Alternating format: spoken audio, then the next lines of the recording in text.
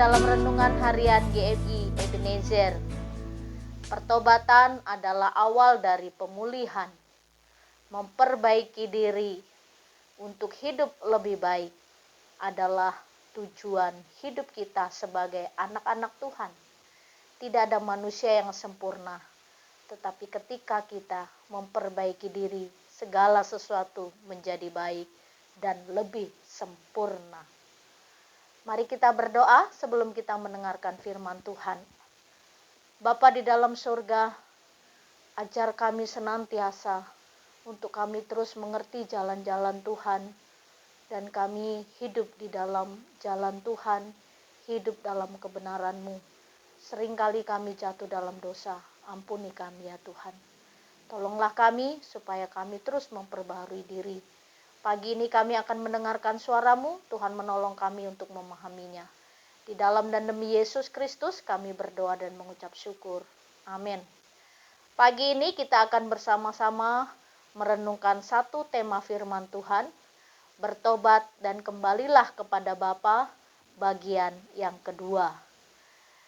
Bapak, Ibu, serta saudara-saudari, dalam kitab Yunus, pasal yang ketiga, ayat yang ke-10. Demikian bunyi firman Tuhan. Ketika Allah melihat perbuatan mereka itu, yakni bagaimana mereka berbalik dari tingkah lakunya yang jahat, maka menyesallah Allah karena malapetaka yang telah dirancangkannya terhadap mereka, dan ia pun tidak jadi melakukannya. Tuhan akan menghancurkan kota Niniwe, karena di kota Niniwe yang penduduknya banyak, Tuhan akan menghancurkan mereka. Dan Tuhan mengirim Nabi Yunus untuk menyampaikan berita malapetaka bagi kota Niniwe. Ketika Yunus diutus, dia sebenarnya tidak mau pergi ke kota Niniwe. Sampai akhirnya kapal yang ditumpangi oleh Yunus hampir tenggelam, lalu Yunus dibuang ke laut dan tinggal dalam perut ikan besar selama 3 hari. Meskipun Yunus menyimpang, Tuhan terus mengarahkan Yunus untuk menyampaikan berita malapetaka kepada bangsa Niniwe. Dan ketika orang-orang Niniwe mendengar apa yang disampaikan oleh Yunus, orang Niniwe adalah orang yang luar biasa. Ketika berita itu sampai kepada mereka, mereka mengalami pertobatan dan perubahan hidup. Raja yang mendengar bahwa Niniwe selama 40 hari ke depan akan dimusnahkan oleh Tuhan. Akhirnya sang raja turun dari singgasananya. Dia berpuasa. Berpuasa yang luar biasa. Dia merendahkan diri di hadapan Tuhan. Dan orang-orang Niniwe adalah orang-orang yang takut kepada Tuhan, orang yang percaya kepada Tuhan. Bukan hanya raja dan semua seisi istana saja, tapi seluruh rakyat, anak-anak, bahkan binatang pun juga ikut berpuasa 3 hari 3 malam. Supaya Tuhan tidak meluluh lantakkan kota Niniwe.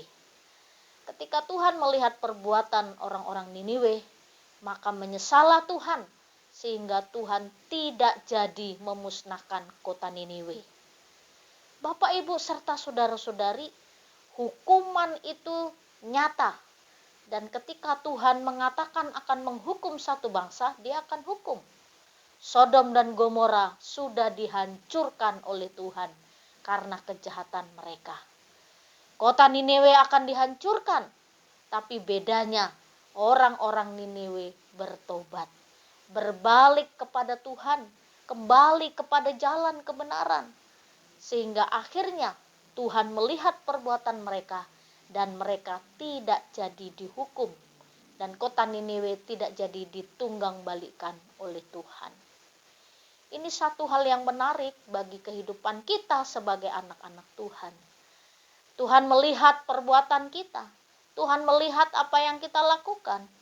Banyak orang saya bertobat tapi kembali terus hidup dalam hidup yang tidak benar. Sebenarnya kita yang sudah ada di dalam Kristus, kita sebagai anak-anak Tuhan, ketika kita melakukan kejahatan, kita tidak tenang. Ketika kita berbohong, hati nurani kita tidak tenang. makan tidak enak, tidur pun tidak nyenyak. Ada sesuatu dosa yang kita perbuat. Nah, untuk menenangkan jiwa kita sendiri, kita harus bertobat. Dan bertobat bukan hanya sekedar, tapi nyata ada perubahan dalam hidup kita. Pagi ini kita belajar dari kota Niniwe, mereka mengalami perubahan. Dan kehidupan mereka dari orang-orang yang jahat menjadi orang yang baik. Dan Tuhan melihat perubahan itu. Akhirnya Tuhan tidak menghukum mereka. Demikian juga ketika kita mau bertobat, mau berubah, mau memperbaiki diri, pasti ada sesuatu yang indah yang akan kita nikmati. Ada damai sejahtera, ada sukacita, ada ketenangan dalam hidup ketika kita hidup benar di hadapan Tuhan.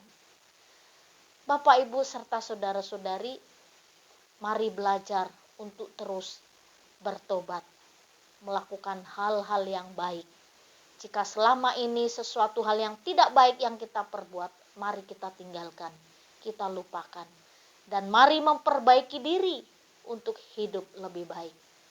Bukan hanya untuk dihukum ketika kita tidak mau bertobat, tapi ketika kita tidak mau bertobat, kita juga akan susah sendiri. Dan ketika kita bertobat, jalan mulai terbuka, berkat mulai terbuka, anugerah Tuhan juga mulai kita rasakan. Banyak hal yang akan kita nikmati ketika kita mau bertobat.